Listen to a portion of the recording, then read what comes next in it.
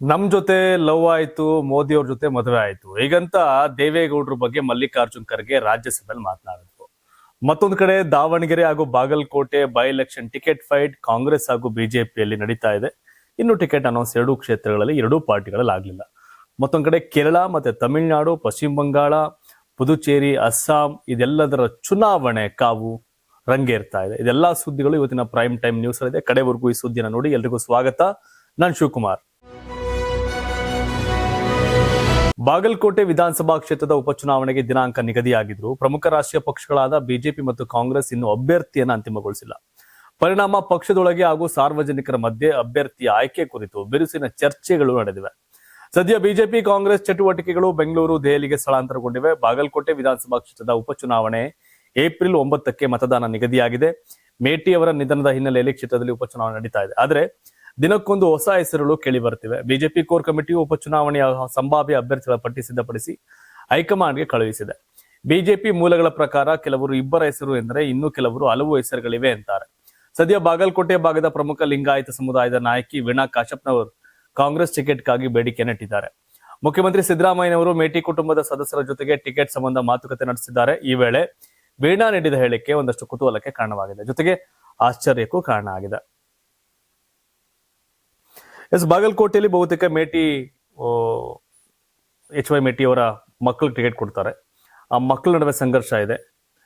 ಮಹಾದೇವ್ ಮೇಟಿ, ಬಾಯಕ ಮೇಟಿ, ಮಲ್ಲಿಕಾರ್ಜುನ್ ಮೇಟಿ, ಉಮೇಶ್ ಮೇಟಿ, like ಅಲ್ಲಿ ಸಂಘರ್ಷ ಇರೋ ಕಾರಣ ಒಬ್ಬ ಮಗಳು ರೆಬೆಲ್ ಆಗೋದು ಮಹಾದೇವ್ ಮೇಟಿ ಅದ್ ಫಿಕ್ಸ್, ನಾನು ಬಂಡಾಯ ಸ್ಪರ್ಧೆ ಮಾಡ್ತೀನಿ ಅಂತ. ಇನ್ ಚರಂತಿ ಮಠಕ್ಕೆ ಬಹುತೇಕ ಬಿಜೆಪಿಲಿ ಇದಾಗುತ್ತೆ. ದಾವಣಗೆರೆ ವಿಷಯಕ್ಕೆ ಬಂದಾಗ ಶ್ಯಾಮ್ನವ್ರ ಅವ್ರ ಮೊಮ್ಮಗನ್ ಟಿಕೆಟ್ ಆಗತ್ತೆ ಅನ್ನೋ ವಿಶ್ವಾಸ SS ಮಲ್ಲಿಕಾರ್ಜುನ್ ಅವ್ರ ಮಗನ್ಗೆ ಆಗತ್ತೆ ಅಂತ ಅವರು. ಬಟ್ ಮುಸಲ್ಮಾನರಿಗೆ ಬೇಕು ಅನ್ನೋ ಪಟ್ಟು ಕಾಂಗ್ರೆಸ್ ಅಲ್ಲಿ ಇದೆ. ಇನ್ನು ಬಿಜೆಪಿ ಅಜಯ್, ಯಶವಂತರಾವ್ ಜಾಧವ್, ಶ್ರೀನಿವಾಸ್ ದಾಸ್ ಕರಿಯಪ್ಪ. ಹಾಗಾಗಿ ಇನ್ನೊಂದ್ ಕಡೆ ವಿನಯ್ ಪಾರ್ಟಿ ಸೇರ್ಪಡೆ ಆಗಿಲ್ಲ ಅಂದ್ರೂ ಕೂಡ ವಿನಯ್ ಹೆಸರು ಬಹಳ ದೊಡ್ಡ ಮಟ್ಟಕ್ಕೆ ಚಾಲ್ತಿ ಬಂದಿರೋದು ಇವೆಲ್ಲ ಇದೆ. ಬಟ್ ಅವರೆಲ್ಲರಿಗೂ ವಿಶ್ವಾಸ ಬಿಜೆಪಿಗರಿಗೆ ಅಜಯ್ ಕುಮಾರ್ ಟಿಕೆಟ್, ಅಂದ್ರೆ ಯಾರೇ ಆಗ್ಲಿ, ಅಜಯ್ ಕುಮಾರ್ಗಾಗ್ಲಿ ಯಶವಂತರಾವ್ ಜಾಧವ್ ಆಗ್ಲಿ ನಾವೆಲ್ಲ ಒಗ್ಗಟ್ಟಾಗಿ ಕೆಲಸ ಮಾಡೋಣ ಅಂತ ಅವ್ರ ಲೆಕ್ಕಾಚಾರ. ಬಟ್ ಎರಡು ಕ್ಷೇತ್ರದ ಕತೆ ಹಿಂಗಿದೆ. ಇನ್ನು ಮುಂದೆ ನಾವು ನೋಡೋದಾದ್ರೆ, ನಟ ಹಾಗೂ ರಾಜಕಾರಣಿ ವಿಜಯ್ ಅವರಿಗೆ ಮುಖ್ಯಮಂತ್ರಿ ಸ್ಥಾನ ನೀಡುವ ಜೊತೆಗೆ ಅವರ ತಮಿಳಗ ವೆಟ್ರಿ ಕಳಗಂ TVK ಪಕ್ಷಕ್ಕೆ 50% ಸೀಟು ಹಂಚಿಕೆ ಮಾಡುವ ಪ್ರಸ್ತಾಪ ಮತ್ತೊಂದು ರಾಜಕೀಯ ಪಕ್ಷದಿಂದ ಬಂದಿರೋದಾಗಿ TVK ಪ್ರಧಾನ ಕಾರ್ಯದರ್ಶಿ ಅದವ್ ಅರ್ಜುನ್ ತಿಳಿಸಿದ್ದಾರೆ. 834 ಸದಸ್ಯರ ತಮಿಳುನಾಡು ವಿಧಾನಸಭೆಗೆ ಚುನಾವಣಾ ಆಯೋಗವು ಇತ್ತೀಚೆಗೆ ದಿನಾಂಕ ಪ್ರಕಟಿಸಿದೆ. ಏಪ್ರಿಲ್ 23ರಂದು ಮತದಾನ ನಡೆಯಲಿದ್ದು ಮೇ 4ರಂದು ಫಲಿತಾಂಶ ಪ್ರಕಟವಾಗಲಿದೆ. ಈ ಹಿನ್ನೆಲೆ ಚುನಾವಣೆಗೆ ಮುನ್ನವೇ ಇಂತಹ ಮಹತ್ವದ ರಾಜಕೀಯ ಪ್ರಸ್ತಾಪ ಬಂದಿರುವುದು ಚರ್ಚೆಗೆ ಕಾರಣ ಆಗಿದೆ. ಪ್ರಸ್ತಾಪದ ಪ್ರಕಾರ 50-50 ಅನುಪಾತದಲ್ಲಿ ಸೀಟು ಹಂಚಿಕೆ ಮಾಡುವುದರ ಜೊತೆಗೆ ಮುಖ್ಯಮಂತ್ರಿ ಸ್ಥಾನವನ್ನ ಸರದಿ ಕ್ರಮದಲ್ಲಿ ಎರಡೂ ಪಕ್ಷಗಳು ತಲಾ 2.5 ವರ್ಷಗಳ ಕಾಲ ಹಂಚಿಕೊಳ್ಳುವ ಆಲೋಚನೆ ಮುಂದಿಟ್ಟಿದ್ದಾರೆ. ಆದರೆ ಈ ಪ್ರಸ್ತಾವವನ್ನ ವಿಜಯ್ ಅವರು ತಿರಸ್ಕರಿಸುವುದಾಗಿ ಅದವ್ ಅರ್ಜುನ್ ಸ್ಪಷ್ಟಪಡಿಸಿದ್ದಾರೆ. ಈ ಆಫರ್ ನೀಡಿದ ಪಕ್ಷ ಯಾವುದು ಎಂಬುದನ್ನ ಅವರು ಬಹಿರಂಗಪಡಿಸಿಲ್ಲ. ಈ ಬೆಳವಣಿಗೆ ತಮಿಳುನಾಡು ರಾಜಕೀಯದಲ್ಲಿ ಹೊಸ ಕುತೂಹಲ ಮೂಡಿಸಿದ್ದು ಮುಂದಿನ ದಿನಗಳಲ್ಲಿ ಮೈತ್ರಿ ಸಮೀಕರಣಗಳು ಹೇಗೆ ರೂಪುಗೊಳ್ಳುತ್ತವೆ ಎಂಬುದು ಕಾದು ನೋಡಬೇಕಿದೆ. ವಿಜಯ್ ಮೊದಲಿಗ ಅಲ್ಲ, ಅಣ್ಣ ಏನು ಕರುಣಾನಿಧಿ ರಾಜಕಾರಣ, MGR ರಾಜಕಾರಣ, ಜಯಲಲಿತಾ ಅವರ ರಾಜಕಾರಣ, ಹಾಗೆ ವಿಜಯಕಾಂತ್ ಕೂಡ MDMK party, DMDK party, Vaiko, ಹಂಗೆ PMK ರಾಮದಾಸ್ ಅವ್ರ party. Tamil Nadu politics completely different. But DMK ಮತ್ತು AIDMKಗೆ ಪರ್ಯಾಯ ಶಕ್ತಿಯಾಗಿ ರಜನಿಕಾಂತ್ ರಾಜಕಾರಣಕ್ಕೆ ಬರ್ತಾರೆ ಅಂತಿತ್ತು, ಆಗ್ಲಿಲ್ಲ. ಬಟ್ ವಿಜಯ್ ಒಂದೊಳ್ಳೆ ಪವರ್ಫುಲ್ ಇದಾಗಿ ಬಂದ್ರು. ಅದ್ರ ನಡುವೆ ವೈಯಕ್ತಿಕ ವಿಷಯಗಳು ಏನೇ ಚರ್ಚೆಗೆ ಬಂದ್ರು ಅದೆಲ್ಲ ಮಂಜಿನಂತೆ ಕರಗೋಯ್ತು. ತ್ರಿಷಾ ಅವ್ರ ವೈಫ್ಗೆ ಡಿವೋರ್ಸು ಕೊಡ್ತಾ ಇರೋದು, ತ್ರಿಷಾ ಮದುವೆ ಆಗ್ತಾರೆ ಅನ್ನೋ ಚರ್ಚೆಗಳು ಮತ್ತೆ ಬಹಿರಂಗವಾಗಿ ಕಾಣಿಸ್ಕೊಂಡಿದ್ದು ಸ್ವಲ್ಪ ಡ್ಯಾಮೇಜ್ ಆಗುತ್ತೆ ಅಂತಿತ್ತು. ಆ ಥರದ್ದೇನಿರಲಿಲ್ಲ. ಬಟ್ ಜನನಾಯಕನ್ ಸಿನಿಮಾಗೆ ತಡೆ ಹಾಕಿರೋದು ಇವೆಲ್ಲ ಒಂದಷ್ಟು ಇದೆ. ಮತ್ತೆ ಮೈತ್ರಿ ಬಿಜೆಪಿ ಜೊತೆಗೆ ಕಾಂಗ್ರೆಸ್ ಜೊತೆಗೆ ಎರಡು ಕೂಡ ಅವ್ರು ಕರೀತಾ ಇದ್ರು ಇಬ್ರು ಕೂಡ. ಬಟ್ DMK ಮೈತ್ರಿಕೂಟ, AIDMK ಮೈತ್ರಿಕೂಟ, DMK ಕಾಂಗ್ರೆಸ್ ಕಮ್ಯುನಿಸ್ಟ್ ಪಾರ್ಟಿಗಳಿದೆ ಅಂಡ್ AIDMK ಮೈತ್ರಿಕೂಟದಲ್ಲಿ ಬಿಜೆಪಿ ಇದೆ, PMK ಇದೆ. ಈಗ ವಿಜಯ್ ಮುಂದಿನ ನಡೆ ಇನ್ನು ಕೆಲವೇ ದಿನಗಳಿದೆ. ಅಲ್ಲಿ ಏನು ಎಲೆಕ್ಷನ್ ಅನೌನ್ಸ್ ಆಗೋಗಿದೆ, ಜಾಸ್ತಿ ಆಟ ಆಡಕ್ಕಾಗಲ್ಲ, ಟೈಮ್ ಇಲ್ಲ, ನೋಡ್ಬೇಕೇನಾಗತ್ತೆ ಅಂತ. ಏಪ್ರಿಲ್ ಮತ್ತು ಜುಲೈ ನಡುವಿನ ಅವಧಿಯಲ್ಲಿ ನಿವೃತ್ತರಾಗಲಿರುವ ರಾಜ್ಯಸಭೆ 59 ಸದಸ್ಯರಿಗೆ ಪ್ರಧಾನಿ ನರೇಂದ್ರ ಮೋದಿ ಅವರು ಬುಧವಾರ ಭಾವಪೂರ್ಣ ವಿದಾಯ ಕೋರಿದರು. ಮೇಲ್ಮನೆಯಲ್ಲಿ ನಡೆದ ದ್ವೈವಾರ್ಷಿಕ ವಿದಾಯ ಸಮಾರಂಭವನ್ನು ಉದ್ದೇಶಿಸಿ ಮಾತನಾಡಿದ ಪ್ರಧಾನಿ ಮೋದಿ, ಸಂಸತ್ತನ್ನ ಒಂದು ಮುಕ್ತ ವಿಶ್ವವಿದ್ಯಾಲಯ ಎಂದು ಬಣ್ಣಿಸಿ ನಿವೃತ್ತರಾಗಿರ್ತಕ್ಕಂಥ ಸದಸ್ಯರು ರಾಷ್ಟ್ರದ ಅಭಿವೃದ್ಧಿಗೆ ತಮ್ಮ ಕೊಡುಗೆಯನ್ನ ಮುಂದುವರಿಸಬೇಕು ಎಂದು ಕರೆ ನೀಡಿದರು. ಇಂತಹ ಕ್ಷಣಗಳು ರಾಜಕೀಯ ಭಿನ್ನಾಭಿಪ್ರಾಯಗಳನ್ನ ಮರೆಸುವಂತವು ಎಂದು ಅವರು ಹೇಳಿದರು. ಸದನಕ್ಕೆ ಮರಳದ ಸದಸ್ಯರಿಗೆ ಧೈರ್ಯ ತುಂಬಿದ ಪ್ರಧಾನಿ, ರಾಜಕೀಯ ಜೀವನದಲ್ಲಿ ಪೂರ್ಣ ವಿರಾಮ ಎಂಬುದು ಇಲ್ಲವೆಂದು ಸ್ಪಷ್ಟಪಡಿಸಿದರು. ಭವಿಷ್ಯ ನಿಮಗಾಗಿ ಕಾಯುತ್ತದೆ, ನಿಮ್ಮ ಅನುಭವವು ರಾಷ್ಟ್ರೀಯ ಜೀವನದ ಅಳಿಸಲಾಗದ ಭಾಗವಾಗಿ ಉಳಿಯುತ್ತದೆ ಎಂದು ಭರವಸೆ ನೀಡಿದರು. ತಮ್ಮ ಭಾಷಣದಲ್ಲಿ ಮಾಜಿ ಪ್ರಧಾನಿ ಎಚ್ ಡಿ ದೇವೇಗೌಡ, ರಾಜ್ಯಸಭೆ ವಿರೋಧ ಪಕ್ಷದ ನಾಯಕ ಮಲ್ಲಿಕಾರ್ಜುನ್ ಖರ್ಗೆ ಮತ್ತು ಎನ್ಸಿಪಿ ಮುಖ್ಯಸ್ಥ ಶರದ್ ಪವಾರ್ ಸೇರಿದಂತೆ ಹಿರಿಯ ನಾಯಕರನ್ನ ಪ್ರಧಾನಿ ಮೋದಿ ವಿಶೇಷವಾಗಿ ಶ್ಲಾಘಿಸಿದರು. ಈ ದಿಗ್ಗಜರು ತಮ್ಮ ಜೀವನದ ಅರ್ಧಕ್ಕಿಂತ ಹೆಚ್ಚು ಭಾಗವನ್ನ ಸಂಸದೀಯ ಕಾರ್ಯಗಳಲ್ಲಿ ಕಳೆದಿದ್ದಾರೆ ಎಂದು ಸ್ಮರಿಸಿದ ಪ್ರಧಾನಿ, ಇಂದಿಗೂ ಅವರು ಸದನದ ಮೇಲಿನ ಅಚಲ ಸಮರ್ಪಣೆ ತೋರಿಸುತ್ತಿರುವುದು ಹೊಸ ಸಂಸದರಿಗೆ ಮಾದರಿಯಾಗಿದೆ ಅಂತ ಪ್ರಶಂಸೆಯನ್ನ ಮೋದಿ ವ್ಯಕ್ತಪಡಿಸಿದರು. ರಾಜ್ಯಸಭೆಯಲ್ಲಿ ಬುಧವಾರ ಆಯೋಜಿಸಲಾದ ನಿವೃತ್ತಿ ಹೊಂದುತ್ತಿರುವ ಸದಸ್ಯರ ಬೀಳ್ಕೊಡುಗೆ ಸಮಾರಂಭ ಹಾಸ್ಯಮಯ ಕ್ಷಣಗಳಿಗೆ ಸಾಕ್ಷಿಯಾಯಿತು. ನಿವೃತ್ತಿಯಾಗುತ್ತಿರುವ ಸದಸ್ಯರನ್ನು ಉದ್ದೇಶಿಸಿ ಮಾತನಾಡಿದ ಎಐಸಿಸಿ ಅಧ್ಯಕ್ಷ ಹಾಗೂ ರಾಜ್ಯಸಭೆ ವಿರೋಧ ಪಕ್ಷದ ನಾಯಕ ಮಲ್ಲಿಕಾರ್ಜುನ್ ಖರ್ಗೆ, ಮಾಜಿ ಪ್ರಧಾನಿ ಎಚ್ ಡಿ ದೇವೇಗೌಡರಿಗೆ ಶುಭಾಶಯಗಳನ್ನು ತಿಳಿಸಿದರು. ಇದೇ ವೇಳೆ ದೇವೇಗೌಡರ ರಾಜಕೀಯ ಪಯಣ ಹಾಗೂ ಎನ್ಡಿಎ ಜೊತೆಗಿನ ಅವರ ಸಂಬಂಧವನ್ನು ಉಲ್ಲೇಖಿಸಿ ಹಾಸ್ಯಭರಿತವಾಗಿ ಮಾತನಾಡಿದ ಖರ್ಗೆ, ಅವರ ಮಾತುಗಳಲ್ಲಿ ಸದನದಲ್ಲಿ ನಗೆಗಡಲನ್ನು ಉಂಟು ಮಾಡಿದವು. ಮಾಜಿ ಪ್ರಧಾನಿ ಎಚ್ ಡಿ ದೇವೇಗೌಡ ಮತ್ತು ಎನ್ಸಿಪಿ ಸಂಸ್ಥಾಪಕ ಶರದ್ ಪವಾರ್ ಕುರಿತು ಮಾತನಾಡಿದ ಖರ್ಗೆ, ದೇವೇಗೌಡರು ಪ್ರಧಾನಿಯಾಗಿ ಸೇರಿದಂತೆ ಅನೇಕ ಮಹತ್ವದ ಹುದ್ದೆಗಳಲ್ಲಿ ಸೇವೆ ಸಲ್ಲಿಸಿರುವುದನ್ನು ಸ್ಮರಿಸಿದರು. ನಾನು ದೇವೇಗೌಡರನ್ನ 54 ವರ್ಷಗಳಿಂದ ತಿಳಿದುಕೊಂಡಿದ್ದೇನೆ ಮತ್ತು ಅವರೊಂದಿಗೆ ಕೆಲಸ ಮಾಡಿದ್ದೇನೆ. ಆದ್ರೆ ನಂತರ ಏನಾಯಿತು ಎಂಬುದು ನನಗೆ ಗೊತ್ತಿಲ್ಲ. ಅವರು ನಮ್ಮನ್ನ ಪ್ರೀತಿಸಿದ್ರು, ಆದ್ರೆ ಪ್ರಧಾನಿ ನರೇಂದ್ರ ಮೋದಿ ಅವರನ್ನ ವಿವಾಹವಾದ್ರು ಎಂದು ಖರ್ಗೆ ಹಾಸ್ಯಾತ್ಮಕವಾಗಿ ಹೇಳುತ್ತಿದ್ದಂತೆ ಸದನದಲ್ಲಿ ಭಾರಿ ನಗು ಮೂಡಿತು. ಈ ವೇಳೆ ಪ್ರಧಾನಿ ನರೇಂದ್ರ ಮೋದಿ ಸಹ ನಗುತ್ತಿರುವುದು ಗಮನ ಸೆಳೆಯಿತು.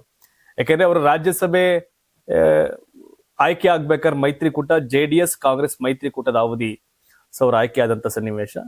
ಆದ್ರೆ ಈಗ ಅವರು ಬಿಜೆಪಿ ಜೊತೆ ಸೇರ್ಕೊಂಡಿದ್ದಾರೆ. ಹಾಗಾಗಿ ನಮ್ಮ ಜೊತೆ ಲವ್ ಆಯ್ತು, ಅವ್ರ ಜೊತೆ ಮದುವೆ ಆಯ್ತು ಅನ್ನೋದ್ರು ಮಾತನ್ನು ಹೇಳಿದ್ದಾರೆ. ಸೊ ಅದನ್ನ ಎಲ್ಲರೂ ಖುಷಿಯಾಗಿ ನಗ್ನಗ್ತಾ ಅದನ್ನು ಸ್ವೀಕಾರ ಮಾಡಿದ್ದಾರೆ. ಇನ್ ಜೆಡಿಎಸ್ ಇಂದ ತೆಗೆದು ಆಚೆ ಹಾಕಿದ್ರು ಕೂಡ ಜಿ ಟಿ ದೇವೇಗೌಡರು ಮಾತ್ರ ಜೆಡಿಎಸ್ ಅನ್ನೋದು ಬಿಟ್ಟಂಗೆ ಕಾಣ್ತಾ ಇಲ್ಲ. ಹೌದು, ಮುಂದಿನ ಚುನಾವಣೆಯಲ್ಲಿ ಜೆಡಿಎಸ್ ಪಕ್ಷದಿಂದಲೇ ನನ್ನ ಸ್ಪರ್ಧೆ ಎಂದು ಮೈಸೂರಿನ ಚಾಮುಂಡೇಶ್ವರಿ ಶಾಸಕ ಜಿ ಟಿ ದೇವೇಗೌಡ ಸ್ಪಷ್ಟಪಡಿಸಿದ್ದಾರೆ. ಚಾಮುಂಡೇಶ್ವರಿ ಕ್ಷೇತ್ರದ ಜಯಪುರ ಗ್ರಾಮದಲ್ಲಿ ಮಾತನಾಡಿದವರು, ಜೆಡಿಎಸ್ ಬಿಡುವ ಪ್ರಶ್ನೆ ಇಲ್ಲ. ಒಂದು ವೇಳೆ ಜೆಡಿಎಸ್ ಪಕ್ಷದಿಂದ ಟಿಕೆಟ್ ಕೊಡದಿದ್ರೆ ಕ್ಷೇತ್ರದ ಜನ ಹೇಳಿದಂತೆ ಕೇಳ್ತೇನೆ ಎಂದು ಕ್ಷೇತ್ರದ ಜನರ ಮುಂದೆ ಭಾವನಾತ್ಮಕ ದಾಳ ಉರುಳಿಸಿದ್ದಾರೆ. ಮೈಸೂರು ಚಾಮರಾಜನಗರ ಜಿಲ್ಲೆಯಲ್ಲಿ ಏಕಾಂಗಿ ಜೆಡಿಎಸ್ ಪಕ್ಷವನ್ನ ಕಟ್ಟಿದ್ದೇನೆ. ಸಾರಾ ಮಹೇಶ್ ಬಿಜೆಪಿಯಲ್ಲಿದ್ರು, ಮಹಾದೇವ್ ವೆಂಕಟೇಶ್ ಜೊತೆಯಲ್ಲಿದ್ರು, ಅಶ್ವಿನ್ ಊರ್ನಲ್ಲೇ ಇರಲಿಲ್ಲ. ಚಾಮುಂಡೇಶ್ವರಿ ಕ್ಷೇತ್ರದ ಒಂದೇ ಒಂದು ಸಣ್ಣ ಚುನಾವಣೆಯಲ್ಲೂ ಸೋತಿಲ್ಲ ಎಂದು ಹೇಳುವ ಮೂಲಕ ದಳಪತಿಗಳಿಗೆ ಶಾಸಕ ಜಿ ಟಿ ದೇವೇಗೌಡ ಟಾಂಗ್ ಕೊಟ್ಟಿದ್ದಾರೆ. ಮುಂದಿನ ಚುನಾವಣೆಯಲ್ಲಿ ಜೆಡಿಎಸ್ ನಿಂದಲೇ ಸ್ಪರ್ಧೆ ಮಾಡುತ್ತೇನೆ ಎಂಬ ಶಾಸಕ ಜಿ ಟಿ ದೇವೇಗೌಡರ ಹೇಳಿಕೆಗೆ ಮಾಜಿ ಸಚಿವ ಸಾರಾ ಮಹೇಶ್ ಮೈಸೂರಲ್ಲಿ ಪ್ರತಿಕ್ರಿಯೆ ನೀಡಿದ್ದಾರೆ. ಜಿ ಟಿ ದೇವೇಗೌಡರು ನಮ್ಮ ಜೊತೆಯಲ್ಲಿ ಇಲ್ಲ ಎಂದು ಕುಮಾರಸ್ವಾಮಿ ಅವರೇ ಸ್ಪಷ್ಟಪಡಿಸಿದ್ದಾರೆ. ಅಲ್ಲಿಗೆಲ್ಲಾ ವಿಚಾರವೂ ಮುಗಿದಿದೆ. ಇಷ್ಟು ಮೇಲೂ ಮುಂದಿನ ದಿನದಲ್ಲಿ ಪಕ್ಷದ ವರಿಷ್ಠರು ಬೇರೆ ಏನಾದ್ರು ತೀರ್ಮಾನ ತೆಗೆದುಕೊಂಡ್ರೆ ಅದಕ್ಕೂ ನಾವು ಬದಲಾಗಿರ್ತೇವೆ ಅಂತ ಸಾರಾ ಮಹೇಶ್ ಹೇಳಿದರು.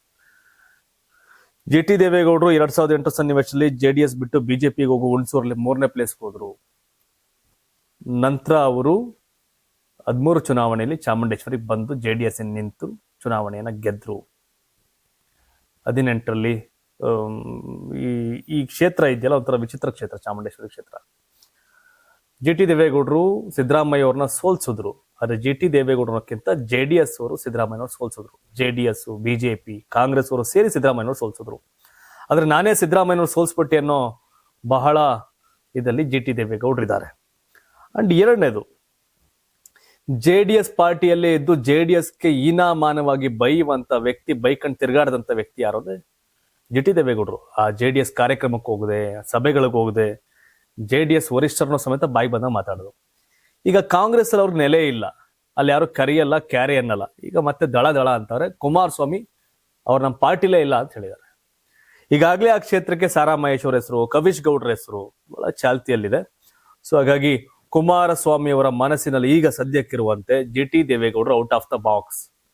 ಜೆಡಿಎಸ್ ಇಂದ ಮುಂದಿನ ಚುನಾವಣೆಗೆ ಟಿಕೆಟ್ ಚರ್ಚೆ ಇರೋದು ಸಾರಾ ಮಹೇಶ್ ಮತ್ತು ಕವಿಶ್ ಗೌಡ. ಜಿ ಟಿ ದೇವೇಗೌಡರು ರೂಲ್ಡ್ ಔಟ್ ಇವತ್ತಿನ ಕುಮಾರಸ್ವಾಮಿ ಅವರ ಮನಸ್ಸಿನ ವಿಷಯದಲ್ಲಿ, ಭಾವನೆಗಳ ವಿಷಯದಲ್ಲಿ. ಹಾಗಾಗಿ ಆದ್ರೂ ಜಿ ಟಿ ದೇವೇಗೌಡರು ಯಾಕೆ ಹಿಂಗೆ ಅಂತ ಗೊತ್ತಿಲ್ಲ, ಆಟ ಹಿಡಿದುಕೊತವ್ರೆ. ಬಟ್ ಅವ್ರು ಟಿಕೆಟ್ ಕೊಡ್ಬೇಕಲ್ಲ. ಇನ್ನು ಕರ್ನಾಟಕದಲ್ಲಿ ಆಚರಿಸಲಾಗುವ ಎಲ್ಲಾ ಜಯಂತಿಗಳಲ್ಲಿ ಹಾಕುವ ಡಿಜೆಗಳನ್ನ ನಿಷೇಧ ಮಾಡಬೇಕು ಅಂತ ಸಚಿವ ಸಂತೋಷ್ ಲಾಡ್ ಆಗ್ರಹಿಸಿದ್ದು ಸದನದಲ್ಲಿ ಬಿಜೆಪಿ ನಾಯಕರ ಹಾಗೂ ಸರ್ಕಾರದ ನಡುವೆ ವಾಕ್ಸಮರಕ್ಕೆ ಕಾರಣವಾಗಿದೆ. ಡಿಜೆ ಬಳಕೆ ನಿಷೇಧಿಸಿ ಎಂದು ಕಾಂಗ್ರೆಸ್ ನಾಯಕರಿಗೆ ಟಾಂಗ್ ಕೊಟ್ಟ ಬಿಜೆಪಿ ಸದಸ್ಯ ಚನ್ನಬಸಪ್ಪ, ಡಿಜೆ ಮಾತ್ರ ಯಾಕೆ ನಿಷೇಧ ಇರಬೇಕು? ಸುಪ್ರೀಂ ಕೋರ್ಟ್ ಆದೇಶದಂತೆ ಆಜಾನ್ ಬ್ಯಾನ್ ಮಾಡ್ತೀರಾ ಎಂದು ತಿರುಗೇಟು ಕೊಟ್ಟರು. ಇದಕ್ಕೆ ಪ್ರತಿಕ್ರಿಯಿಸಿದ ಸ್ಪೀಕರ್ ಖಾದರ್, ಸುಪ್ರೀಂ ಆದೇಶ ಶಬ್ದದ ಪ್ರಮಾಣಕ್ಕೆ ಸಂಬಂಧಿಸಿದಂತದ್ದು. ಒಂದು ವೇಳೆ ಸರ್ಕಾರ ಆದೇಶ ನೀಡಿದ್ರೆ ಪಾಲನೆ ಮಾಡಬೇಕು ಎಂದು ಹೇಳಿದರು. ಬಳಿಕ ಡಿಜೆ ಬ್ಯಾನ್ ಮಾಡುವ ಸಂಬಂಧ ಸಚಿವರಾದ ಶಿವರಾಜ್ ತಂಗಡಗಿ ಹಾಗೂ ಪ್ರಿಯಾಂಕ್ ಖರ್ಗೆ ಸಹ ಪ್ರಸ್ತಾಪಿಸಿದ್ದು, ಬಿಜೆಪಿ ನಾಯಕರು ಸಹಕರಿಸಿದ್ರೆ ಬ್ಯಾನ್ ಮಾಡುವುದಾಗಿ ಹೇಳಿದರು. ಈ ವೇಳೆ ಬಿಜೆಪಿ ಹಾಗೂ ಕಾಂಗ್ರೆಸ್ ಸದಸ್ಯರ ನಡುವೆ ಪರ ವಿರೋಧದ ಚರ್ಚೆಗೆ ಕಾರಣವಾಯಿತು. ಏನ್ ಎಲ್ರ ಆರೋಗ್ಯಕ್ಕೆ ತೊಂದರೆ ಆಗೋದು ಎಲ್ಲ ಬ್ಯಾನ್ ಮಾಡಿ ಕಳ್ಕೊಳ್ಳೋದೇನೈತೆ? ಡಿಜೆ ಏನೇನು ಎಲ್ಲ ಬ್ಯಾನ್ ಮಾಡ್ಕೊಂಡು ಹೋಗಿ ತೊಂದರೆ ಆಗ್ಬಾರ್ದು ಅಷ್ಟೇ. ಜನರ ಆರೋಗ್ಯ ಚೆನ್ನಾಗಿರ್ಬೇಕು, ಕಿವಿಗಳು ಚೆನ್ನಾಗಿರ್ಬೇಕು, ಶಬ್ದ ಮಾಲಿನ್ಯ ಆಗ್ಬಾರ್ದು. ತಗೊಳ್ಳಿ ನಿರ್ಧಾರಗಳ. ಯಾಕೆ ಒಂದೇ ಯಾಕೆ ಹಿಡ್ಕತ್ತೀರಿ? ಎಲ್ಲ ಮಾಡಿ, ಒಳ್ಳೇದಾಗ್ಲಿ, ಆರೋಗ್ಯ ಚೆನ್ನಾಗಿರ್ಲಿ ಜನಗಳದು. ರಾಜಕೀಯ ವಲಯದಲ್ಲಿ ತೀವ್ರ ಚರ್ಚೆಗೆ ಗ್ರಾಸವಾಗಿದ್ದ ಮಾಜಿ ಸಂಸದ ಪ್ರಜ್ವಲ್ ರೇವಣ್ಣ ಅಶ್ಲೀಲ ವಿಡಿಯೋ ಪ್ರಕರಣಕ್ಕೆ ಸಂಬಂಧಿಸಿದಂತೆ ಎಸ್ಐಟಿ ಅಧಿಕಾರಿಗಳು ನ್ಯಾಯಾಲಯಕ್ಕೆ 13,712 ಪುಟಗಳ ದೋಷಾರೋಪ ಪಟ್ಟಿ ಸಲ್ಲಿಸಿದ್ದು, ಹಾಸನದಲ್ಲೇ 70 ಪೆನ್ಡ್ರೈವ್ಗಳನ್ನು ಖರೀದಿಸಲಾಗಿತ್ತು ಎಂಬ ಅಂಶ ಬೆಳಕಿಗೆ ಬಂದಿದೆ. ಹಾಸನದ ಹಿರಿಯ ಸಿವಿಲ್ ನ್ಯಾಯಾಲಯಕ್ಕೆ ದೋಷಾರೋಪ ಪಟ್ಟಿ ಸಲ್ಲಿಕೆಯಾಗಿದೆ. ಪೆನ್ಡ್ರೈವ್ ಹಂಚಿಕೆ ಮತ್ತು ಅಶ್ಲೀಲ ವಿಡಿಯೋಗಳನ್ನು ವೈರಲ್ ಮಾಡಿದ ಪ್ರಕರಣಕ್ಕೆ ಸಂಬಂಧಿಸಿದಂತೆ ಎಸ್ಐಟಿ ಸಿದ್ಧಪಡಿಸಿರುವ ಆರೋಪ ಪಟ್ಟಿಯಲ್ಲಿ ಹಲವು ಮಾಹಿತಿಗಳನ್ನು ಹಂಚಿಕೆ ಮಾಡಲಾಗಿದೆ. ದೋಷಾರೋಪ ಪಟ್ಟಿಯಲ್ಲಿ ಒಟ್ಟು 52 ಜನರ ಹೆಸರುಗಳನ್ನು ಪ್ರಸ್ತಾಪಿಸಲಾಗಿದ್ದು, ಈ ಪೈಕಿ 39 ಆರೋಪಿಗಳ ವಿರುದ್ಧ ಬಲವಾದ ಸಾಕ್ಷ್ಯಾಧಾರಗಳು ಸಿಕ್ಕಿವೆ ಎಂದು ಎಸ್ಐಟಿ ಸ್ಪಷ್ಟಪಡಿಸಿದೆ. ತನಿಖೆಯ ವೇಳೆ ಬಯಲಾದ ಅತ್ಯಂತ ಅಚ್ಚರಿಯ ಸಂಗತಿ ಎಂದರೆ, ಆರೋಪಿಗಳು ಈ ವಿಡಿಯೋಗಳನ್ನು ಹಂಚಲೆಂದೇ ಹಾಸನದ ಸ್ಥಳೀಯ ಅಂಗಡಿಗಳಲ್ಲಿ ಸುಮಾರು 70 ಪೆನ್ಡ್ರೈವ್ಗಳನ್ನು ಖರೀದಿಸಿದ್ರು. ಯೋಜಿತವಾಗಿ ಈ ವಿಡಿಯೋಗಳನ್ನು ಹಂಚಿಕೆ ಮಾಡಿರುವುದು ತನಿಖೆಯಲ್ಲಿ ಸಾಬೀತಾಗಿದೆ ಎಂದು ಆರೋಪ ಪಟ್ಟಿಯಲ್ಲಿ ತಿಳಿಸಲಾಗಿದೆ. ಪ್ರಜ್ವಲ್ ರೇವಣ್ಣ ಮಾಡಿದಂತ ಮನೆಹಾಳ ಕೆಲಸವನ್ನ ರೆಕಾರ್ಡ್ ಮಾಡಿ ಅದಿಟ್ಕೊಂಡು ಅದನ್ನ ಇನ್ನೊಬ್ರು ತಗೊಂಡು ಹೋಗ್ಲಿಕ್ಕೆ ಮಾಡಿ, ಪ್ರಜ್ವಲ್ ರೇವಣ್ಣ ಮತ್ತೆ ಆ ಹೆಣ್ಮಕ್ಳು ನಡುವೆ ನಡೆದಂತ ಸಂಬಂಧ ಅದು ಮೊಬೈಲ್ ಇಂದ ಲೀಕ್ ಆಗಿ ಅದು ಊರಿಗೆಲ್ಲ ವಿತರಣೆ ಮಾಡಿದಂಥವ್ರು ಕಾಲರ್ ಎತ್ಕೊಂಡವ್ರು. ಪ್ರಜ್ವಲ್ ರೇವಣ್ಣ ಮಾಡಿದ್ದು ಕೆಟ್ಟ ಕೆಲಸ, ನೀಚ್ ಕೆಲಸ, 420 ಕೆಲಸ, ಮನೆಹಾಳ ಕೆಲಸ, ದರಿದ್ರ ಕೆಲಸ. ಅಟ್ ದಿ ಸೇಮ್ ಟೈಮ್ ಅದನ್ನೆಲ್ಲಾನು ಪೆನ್ಡ್ರೈವ್ಗೆ ಹಾಕಿ ಊರು ತುಂಬಾ ಹಂಚಿ ವಿಕೃತ ಸಂತೋಷ ಅನುಭವಿಸಿ ಚುನಾವಣೆ ಗೆಲ್ಲಕ್ಕೋಸ್ಕರ, ರಾಜಕಾರಣಕ್ಕೋಸ್ಕರ ಬೇರೆ ಬೇರೆ ಮನೆ ಹೆಣ್ಮಕ್ಳುಗಳನ್ನ ಖಾಸಗಿಯಾದಂತ ವಿಡಿಯೋಗಳನ್ನ ಬಿಟ್ಟು ಮಜಾ ತಕೊಂಡು ರಾಜಕಾರಣ ಮಾಡಿದಂತ ದರಿದ್ರ ಮನಸ್ಥಿತಿಗಳಿಗೂ ಕೂಡ ಶಿಕ್ಷೆ ಆಗ್ಬೇಕಾಗಿತ್ತು. ಬಟ್ ಈ ಪಟ್ಟಿಲ್ ಅದೇನು ಆದಂಗೇನ್ ಕಾಣ್ತಾ ಇಲ್ಲ. ಮರ್ಯಾದೆ ಹೋಗಿದ ಹಾಸನದವರ ಮರ್ಯಾದೆಯನ್ನ, ಹಾಸನದ ಹೆಣ್ಮಕ್ಳ ಮನೆ ಮರ್ಯಾದೆಯನ್ನ ಕಳೆದಿದ್ದು, ಹಾಳು ಮಾಡಿದ್ ಪ್ರಜ್ವಲ್ ರೇವಣ್ಣ. ಅದನ್ನ ಕಳೆದಿದ್ದು ಮತ್ತಿನ್ನೊಂದು ಟೀಮ್ ಹಾಸನಲ್ಲಿ. ಹಾಸನದ ಹಿರಿಮೆಯನ್ನ ರಾಷ್ಟ್ರ ಮಟ್ಟಕ್ಕೆ, ರಾಜ್ಯ ಮಟ್ಟಕ್ಕೆ ತಗೊಂಡೋಗಿ ಉದ್ಧಾರ ಮಾಡಿದವ್ರು ಒಂದು ವರ್ಗ ಆದ್ರೆ, ಅದನ್ನ ಅದೇ ಮಟ್ಟದಲ್ಲಿ ಹಾಳು ಮಾಡಿದಂತ ಮತ್ತೊಂದು ವರ್ಗ. ರಾಜಕಾರಣದ ತೀಟೆ ತೆವಲಿಗೆ, ರಾಜಕಾರಣದ ಹಪಾಪಿಗೆ ಹಾಸನದ ಮಾನ ಮರ್ಯಾದೆಯನ್ನ ಮೂರಾಬಟ್ಟೆ ಮಾಡಿದವ್ರ ಪಾಲ್ ಎಲ್ರದು. ಆ ಎಲ್ಲಾ ಕೃತ್ಯವನ್ನು ಮಾಡಿದಂತ ಏಕೈಕ ವ್ಯಕ್ತಿ ಪ್ರಜ್ವಲ್ ರೇವಣ್ಣ. ಅದನ್ನ ರಿಲೀಸ್ ಮಾಡಿ ಎಂಜಾಯ್ ಮಾಡಿದಂತ ಮತ್ತೊಂದು ವರ್ಗ ಟಾರ್ಗೆಟ್ ಮಾಡಿ. ಭಗವಂತ ದೇವ್ರಂತ ಒಬ್ಬ ಇದಾನೆ ಅಂತಾರ ನಂಬೋದಾದ್ರೆ, ಮಾಡ್ದಂಥವ್ರಿಗೆ ಇವೆಲ್ಲ ಮಾಡಿದವ್ರಿಗೆ ಒಂದು ತಕ್ಕ ಶಾಸ್ತಿ ಆಗುತ್ತೆ. ಅವ್ರವ್ರ ಅಧಿಕಾರದಲ್ಲಿದ್ದಾಗ ಅವ್ರವ್ರಿಗೆ ಹೆಂಗ್ ಬೇಕು ಹಂಗ ಹಾಕ್ಸ್ಕೊಂಡು ಹೋಗುವಂತ ಸರ್ಕಾರಗಳು ಬಂದ್ಬಿಟ್ಟೈತೆ, ವ್ಯವಸ್ಥೆ ಹಂಗ ಆಗ್ಬಿಟ್ಟೈತೆ. ಏನ್ ಸಾವಿರ ಹೇಳಿ. ನ್ಯಾಯಾಲಯದಿಂದ ಹಿಡಿದು ಇನ್ವೆಸ್ಟಿಗೇಷನ್ ವರೆಗೂ ರಾಜಕೀಯ ಹಸ್ತಕ್ಷೇಪಗಳು ಯಾವ ಮಟ್ಟಕ್ಕಿದೆ ಅಂತ ಗೊತ್ತಿಲ್ಲದಿರೋದೇನಲ್ಲ. ಅಂದ್ರೆ ಭಗವಂತನ ಮುಂದೆ, ಆ ನ್ಯಾಯಾಲಯದ ಮುಂದೆ ಯಾವನು ಎಸ್ಕೇಪ್ ಆಗಕ್ಕೆ ಸಾಧ್ಯನೇ ಇಲ್ಲ. ನೆವರ್ ಎವರ್ ಚಾನ್ಸ್ ಇಲ್ಲ. ಬಟ್ ಹಾಸನದ ಮಾನ ಮರ್ಯಾದಿನ ಮೂರಾಬಟ್ಟೆ ಮಾಡಿದಂತ ಒಂದು ಪ್ರಜ್ವಲ್ ರೇವಣ್ಣ, ಮತ್ತೊಂದು ಅದನ್ನ ಎಲ್ಲಾ ಕಡೆ ಹಂಚಿಕೆ ಮಾಡುವಂತ ಒಂದಷ್ಟು ಜನ. ಇವತ್ತು ಯಾರ್ದೋ ಮನೆ ಹೆಣ್ಮಕ್ಳು, ನಾಳೆ ಅವ್ರ ಮನೆ ಹೆಣ್ಮಕ್ಳು. ಬಟ್ ಅದಕ್ಕೆ ಒಂದೇನೋ ಒಂದು ಅಂತ್ಯ ಅನ್ನೋದು ಇದ್ದೇ ಇರುತ್ತೆ, ಆಗಲ್ಲ. ಬಟ್ ಇದರಂತ ವರ್ಸ್ಟ್ ಪಾಲಿಟಿಕ್ಸ್ ಇದೆಯಲ್ಲ, ಯಾವತ್ತು ರಾಜಕಾರಣದಲ್ಲಿ ನಾನೆಷ್ಟು ಯೋಗ್ಯ ಅಂತ ನನ್ನ ಜನರ ಹತ್ರ ಓಟ್ ಕೇಳಬೇಕೇ ಹೊರತು ನನ್ನ ಆಪೋಸಿಟ್ ಅವನೆಂತ ಅಯೋಗ್ಯ, ಅವನೆಂತ 420 ಅಂತ ಹೇಳಿ ರಾಜಕಾರಣ ಮಾಡೋ ದರ್ದ್ ಯಾನನ್ ಮಕ್ಳಿಗೂ ಬರಬಾರ್ದು. ನಿಜವಾಗಿಯೂ ಇದರಲ್ಲಿ ಪಾಲುದಾರರಿದಾರಲ್ಲ. ಓಪನ್ ಆಗಿ ಪ್ರಜ್ವಲ್ ರೇವಣ್ಣ 420 ಕೆಲಸ, ಕಚಡ ಕೆಲಸ, ದರಿದ್ರ ಕೆಲಸ ಪ್ರಜ್ವಲ್ ರೇವಣ್ಣ. ಆದ್ರೆ ಅದನ್ನೆಲ್ಲ ವಿಡಿಯೋ ಮಾಡಿ, ಪೆಂಡ್ರೈವ್ ಮಾಡಿ, ಹಂಚಿ ಎಲ್ಲ ವಿಡಿಯೋಗಳ ಕ್ಲಿಪ್ಪಿಂಗ್ಸ್ ಹಾಕೊಂಡು ನಿಂತಿದ್ರಲ್ಲ ಅಲ್ವಾ. ಅದಿನ್ನೊಂಥರ. ಅವರು ಅಷ್ಟೇ ಪ್ರಮಾಣದ ಕಲ್ಪಿಟ್ಗಳವ್ರಲ್ಲ. ಅಲ್ಲಿ ಮುಂದಕ್ಕೆ ನೋಡೋಣ. 2020 ಉತ್ತರ ಕೊರಿಯಾದ ಚುನಾವಣೆಯಲ್ಲಿ ಸರ್ವಾಧಿಕಾರಿ ಕಿಮ್ ಜಾಂಗ್ ಉನ್ 99.93% ಮತಗಳನ್ನು ಪಡೆಯುವ ಮೂಲಕ ಮತ್ತೊಮ್ಮೆ ಭರ್ಜರಿ ಗೆಲುವು ಸಾಧಿಸಿದ್ದಾರೆ. ಉತ್ತರ ಕೊರಿಯಾದ 15ನೇ ಸುಪ್ರೀಂ ಪೀಪಲ್ಸ್ ಅಸೆಂಬ್ಲಿಯ ಸದಸ್ಯರನ್ನ ಆಯ್ಕೆ ಮಾಡಲು ಮಾರ್ಚ್ 15ರಂದು ಮತದಾನ ನಡೆದಿದ್ದು, ಕಿಮ್ ಜಾಂಗ್ ಉನ್ ಅವರ ವರ್ಕರ್ಸ್ ಪಾರ್ಟಿ ಆಫ್ ಕೊರಿಯಾ ಮತ್ತು ಅದರ ಮಿತ್ರ ಪಕ್ಷಗಳು 99.97 ವರೆಗೆ ಮತಗಳನ್ನ ಗಳಿಸಿ ಎಲ್ಲಾ ಸ್ಥಾನಗಳನ್ನ ಗೆದ್ದಿವೆ. ನೋಂದಾಯಿತ ಮತದಾರರಲ್ಲಿ 99.99% ರಷ್ಟು ಜನ ಭಾಗವಹಿಸಿದ್ದು, ಕೇವಲ 0.0037 ಜನರು ವಿದೇಶದಲ್ಲಿ ಅಥವಾ ಸಮುದ್ರದಲ್ಲಿ ಕೆಲಸ ಮಾಡ್ತಿದ್ರಿಂದ ಮತ ಚಲಾಯಿಸಲು ಸಾಧ್ಯವಾಗಿಲ್ಲ. ಇನ್ನು 3% ಮಾತ್ರ ಮತದಾನದಿಂದ 3% 0.03 ಹೊರಗುಳಿದಿದ್ರು. ಈಗ ಅವರೆಲ್ಲ ಆಪೋಸಿಟ್ ಮತ ಚಲಾಯಿಸಿದ್ದಾರೆ, ಆಪೋಸಿಟ್. ಸೊ ಅವ್ರನ್ನ ಈಗ ತೀರಿಸೋ ಕಾರ್ಯಕ್ರಮಗಳು ನಡೆಯುತ್ತೆ ಅಂತ. 1957 ನಂತರ ಸುಪ್ರೀಂ ಪೀಪಲ್ಸ್ ಅಸೆಂಬ್ಲಿ ಚುನಾವಣೆಯಲ್ಲಿ ಮೊದಲ ಬಾರಿಗೆ ವಿರೋಧ ಮತಗಳನ್ನು ರಾಜ್ಯ ಮಾಧ್ಯಮ ಒಪ್ಪಿಕೊಂಡಿದೆ. ಆದರೆ ಇದೀಗ ಈ ಚುನಾವಣೆ ಕೂಡ ಸಾಮಾಜಿಕ ಜಾಲತಾಣಗಳಲ್ಲಿ ಭಾರಿ ಚರ್ಚೆಯ ವಿಷಯವಾಗಿದೆ. ಕಿಮ್ ಜಾಂಗ್ ಉನ್ ಅವರ ವಿರುದ್ಧ ಮತ ಹಾಕಿದ್ದ ಯಾರು ಅವರಲ್ಲ 3 to 5%, ಲೈಕ್ 0.0.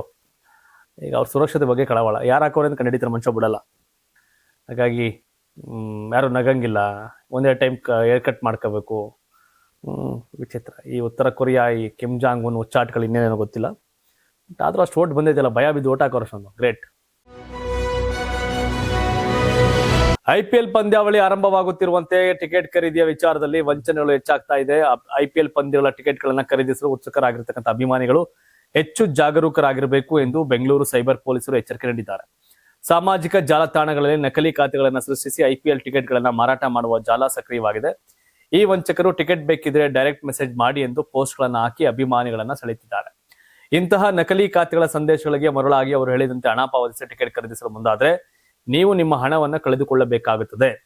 ಟಿಕೆಟ್ಗಳನ್ನ ಪೋಸ್ಟ್ ಮಾಡುವುದಾಗಿ ಅಥವಾ ಆನ್ಲೈನ್ ನಲ್ಲಿ ಕಳಿಸುವುದಾಗಿ ಹೇಳಿ ಹಣ ಪಡೆದು ನಂತರ ಯಾವುದೇ ಟಿಕೆಟ್ ನೀಡದೆ ವಂಚಿಸಿರುವುದು ಇವರ ಕೆಲಸವಾಗಿದೆ. ಆದ್ದರಿಂದ ಟಿಕೆಟ್ಗಳಿಗಾಗಿ ಹಣ ಕಳೆದುಕೊಳ್ಳುವ ಬದಲು ಅಧಿಕೃತ ಮತ್ತು ವಿಶ್ವಾಸಾರ್ಹ ಮೂಲಗಳಿಂದ ಮಾತ್ರ ಟಿಕೆಟ್ ಖರೀದಿಸುವುದು ಅತಿ ಮುಖ್ಯ. ಸಾಮಾಜಿಕ ಜಾಲತಾಣಗಳಲ್ಲಿನ ನಕಲಿ ಪೋಸ್ಟ್ಗಳನ್ನು ನಂಬಿ ಮೋಸ ಹೋಗಬಾರದು ಎಂದು ಸೈಬರ್ ಪೊಲೀಸರು ಸೂಚನೆಯನ್ನ ಕೊಟ್ಟಿದ್ದಾರೆ. ಕರೆಕ್ಟ್. ಸುಮ್ನೆ ಯಾಮಾರ್ಬೇಡಿ, ಸುಮ್ನೆ ನೋಡಿ ಬುಕ್ ಮಾಡಕ್ ಹೋಗ್ಬೇಡಿ. ಅಫಿಷಿಯಲ್ ಪೇಜ್ಗೆ ಹೋಗಿ ಅಲ್ಲಿ ಏನಿದೆ ಅದರ ಬಗ್ಗೆ ನೋಡಿ ಅಷ್ಟೇ. ಚಿತ್ರರಂಗದಲ್ಲಿ ಗ್ಲಾಮರ್ ಮತ್ತು ಸಾಹಿತ್ಯದ ನಡುವಿನ ಗೆರೆ ದಾಟಿದಾಗ ಉಂಟಾಗುವ ಪರಿಣಾಮಕ್ಕೆ ಸರ್ಸೆ ನಿನ್ನ ಸೆರಗ ಸರ್ಸೆ ಹಾಡು ಸಾಕ್ಷಿಯಾಗಿದೆ. ಬಾಲಿವುಡ್ ಬಡಗಿ ನೋರಾ ಫತೇಹಿ ಮತ್ತು ಹಿರಿಯ ನಟ ಸಂಜಯ್ ದತ್ ಅಭಿನಯದ ಈ ಹಾಡು ಈಗ ದೇಶಾದ್ಯಂತ ಭಾರಿ ವಿವಾದಕ್ಕೆ ಕಾರಣವಾಗಿದೆ. ಸಾರ್ವಜನಿಕರ ಒತ್ತಡಕ್ಕೆ ಮಣಿದು ಚಿತ್ರತಂಡವು ಹಾಡಿನ ಹಿಂದಿ ಆವೃತ್ತಿನ ಅಧಿಕೃತವಾಗಿ ಪ್ಲಾಟ್ಫಾರ್ಮ್ಗಳಿಂದ ಡಿಲೀಟ್ ಮಾಡಿದೆ. ಅರ್ಜುನ್ ಜನ್ಯ ಸಂಗೀತ ನಿರ್ದೇಶನದಲ್ಲಿ ಮೂಡಿ ಬಂದಿರುವ ಈ ಹಾಡನ್ನ ಖ್ಯಾತ ಗಾಯಕಿ ಮಂಗ್ಲಿ ಹಾಡಿದ್ದಾರೆ. ಆದರೆ ಹಾಡಿನ ಸಾಹಿತ್ಯ ಮತ್ತು ಚಿತ್ರೀಕರಿಸಲಾದ ದೃಶ್ಯಗಳು ಮಹಿಳೆಯರ ಘನತೆಗೆ ಧಕ್ಕೆ ತರುವಂತಿವೆ ಎಂಬ ಆರೋಪ ಕೇಳಿಬಂದಿದೆ. ವಿಶೇಷವಾಗಿ ನೋರಾ ಫತೇಹಿ ಅವರು ಸೀರೆಯ ಸೆರಗನ್ನ ಪದೇ ಪದೇ ಕೆಳಗೆ ಹಾಕಿ ಮತ್ತೆ ಎತ್ತುವ ದೃಶ್ಯಗಳು ಅಸಭ್ಯ ಮತ್ತು ಅಶ್ಲೀಲವಾಗಿವೆ ಎಂದು ನೆಟ್ಟಿಗರು ಆಕ್ರೋಶ ವ್ಯಕ್ತಪಡಿಸಿದ್ದಾರೆ. ವಕೀಲ ವಿನೀತ್ ಜಿಂದಾಲ್ ಸೆನ್ಸಾರ್ ಮಂಡಳಿ ಹಾಗೂ ಮಾಹಿತಿ ಮತ್ತು ಪ್ರಸಾರ ಸಚಿವಾಲಯಕ್ಕೆ ದೂರು ಕೊಟ್ಟಿದ್ದಾರೆ. ದೆಹಲಿ ಪೊಲೀಸರ ಸೈಬರ್ ಸೆಲ್ಗೆ ನೀಡಿದ ದೂರಿನಲ್ಲಿ ಈ ಹಾಡು ಅಪ್ರಾಪ್ತ ವಯಸ್ಕರಿಗೂ ಲಭ್ಯವಿರುವುದರಿಂದ ಭಾರತೀಯ ನ್ಯಾಯ ಸಂಹಿತೆ ಮತ್ತು ಪೋಕ್ಸೋ ಕಾಯ್ದೆಯಡಿ ಕ್ರಮ ಜರುಗಿಸಬೇಕು ಅಂತ ಒತ್ತಾಯಿಸಲಾಗಿದೆ. ಇದರ ಬೆನ್ನಲ್ಲೇ ರಾಷ್ಟ್ರೀಯ ಮಾನವ ಹಕ್ಕುಗಳ ಆಯೋಗವು ಚಿತ್ರತಂಡಕ್ಕೆ ನೋಟಿಸ್ ಜಾರಿ ಮಾಡಿದೆ. ದುರಂತ. ಬೇಡುವೆನು ವರವನ್ನ ಕೊಡೆತಾಯಿ ಜನ್ಮವನ್ನು ಕಡೆತನಕ ಮರೆಯಲ್ಲ ಜೋಗಿ. ಪ್ರೀಸೆ ಪ್ರೀಸಿ ಇವ್ಯಾವ ಇಂಥ ಸಾಂಗ್ಗಳೆಲ್ಲ ಕೊಟ್ಟಂತ ಪ್ರೇಮ್ ಈ ಸಾಂಗ್ ಯಾಕೆ ಬರೆಯಕ್ ಹೋದ್ರು ಅಂತ. ಇನ್ನೊಂದ್ ಕಡೆ ಇದಕ್ಕಿಂತ ಕೆಟ್ಟ ಸಾಂಗ್ಗಳವೆ, ಅವಕ್ಕೆಲ್ಲ ಅಬ್ಜೆಕ್ಷನ್ ಇದಕ್ಕೆ ಯಾಕೆ ಅಂತ ನೆಟ್ಟಿಗರು ಆಕ್ಷೇಪ ವ್ಯಕ್ತಪಡಿಸಿದ್ದಾರೆ. ಆ ನೆಟ್ಟಿಗರ ಹೋಗ್ಬಿಟ್ಟು ಹಿಸ್ಟ್ರಿ ನೋಡಿದ್ರೆ, ಚೆಕ್ ಮಾಡಿದ್ರೆ ಇವ್ರು ಇನ್ಯಾವ್ಯಾವ್ದೋ ನೋಡಿರ್ತಾರೆ. ಹಾಗಂತ ಇದನ್ನ ರೈಟ್ ಅಂತ ನಾನು ಹೇಳ್ತಾ ಇಲ್ಲ, ಬಟ್ ಒಂದು ಸಭ್ಯತೆಯನ್ನ ಮೀರಬಾರ್ದು ಅಂತ ನಾವ್ ಇವತ್ತು ಕೂತ್ ಮಾತಾಡ್ತಿದೀವಿ. ಇವತ್ತೆಲ್ಲ ಕೈಗೆ ಸಿಗುತ್ತೆ. ಸಾಹಿತ್ಯದ ಬಗ್ಗೆ ಮಾತಾಡ್ತಿದ್ವಿ, ಫುಟೇಜಸ್ ಸಿಗ್ತಾ ಇದೆ. ವಿಚಿತ್ರ. ಬಟ್ ಹಂಗಂತ ಸಿಗ್ತಿದೆ ಅನ್ಬಿಟ್ಟು ಯಾಕೆ ಇದನ್ನ ಮಾಡ್ಬೇಕು? ಅದೇ ಸಿನಿಮಾ ಮಾಡ್ಲಿ ಪ್ರೇಮ್ ಅಂತೀರಿ. ಹೌದು, ಸಿನಿಮಾ ತರ ಮಾಡಬೇಕು. ಅದನ್ನ ಮೀರ್ ಮಾಡೋದಾದ್ರೆ ಯಾವ್ದೋ ಬೇರೆ ಸರ್ಟಿಫಿಕೇಟ್ಗಳು ಬೇರೆ ಏನಾರ ಮಾಡೋದಾಗತ್ತೆ. ಬಟ್ ರಾಂಗ್, ತಪ್ಪೆ. ಯಾಕಂದ್ರೆ ಇದು ಆ ಪ್ಲಾಟ್ಫಾರ್ಮ್ ಅಲ್ಲ. ಇವ್ರು ಮೊದ್ಲೇ ಅದ್ಯಾವುದೋ ಈ ಸರ್ಟಿಫಿಕೇಟ್ ಆ ಸರ್ಟಿಫಿಕೇಟ್ಗಳಂತ ಹಾಕಿರಿ ಏನೋ ಒಂಥರ. But wrong. ಅಷ್ಟೆಲ್ಲ ಜೋಗಯ್ಯ, ಎಕ್ಸ್ಕ್ಯೂಸ್ ಮೀ, ಕರಿಯಾ ಯಾವ್ಯಾವ್ದೋ ಮೂವಿ ಮಾಡಿದಂತ ಪ್ರೇಮ್ಗೆ ಈ ಹಣೆ ಬರ ಬೇಕಾಗಿರ್ಲಿಲ್ಲ. ನೀವು ತಾವೇನು ಹೇಳ್ತೀರಿ ಆ ಸಾಂಗ್ ಬಗ್ಗೆ ಕಾಮೆಂಟ್ ಮಾಡಿ. ಧನ್ಯವಾದ. ಇದು ಕರ್ನಾಟಕ ಟಿವಿ, ಕನ್ನಡಿಗರ ಧ್ವನಿ. ನೀವು ಸಣ್ಣ ಆಗ್ಬೇಕಲ್ವಾ? ಅದು ಒಂದು ಉತ್ತಮ ಆಹಾರದಿಂದ ಸಣ್ಣ ಆಗ್ಬೇಕಲ್ವಾ? ಪ್ರತಿದಿನ ನಮ್ಮ ಜೀನಿ ಸ್ಲಿಮ್ ನ ಯೂಸ್ ಮಾಡಿ ಯಾವುದೇ ಸೈಡ್ ಎಫೆಕ್ಟ್ ಇಲ್ದಂಗೆ ನೀವು ಸಣ್ಣ ಆಗ್ತೀರಾ.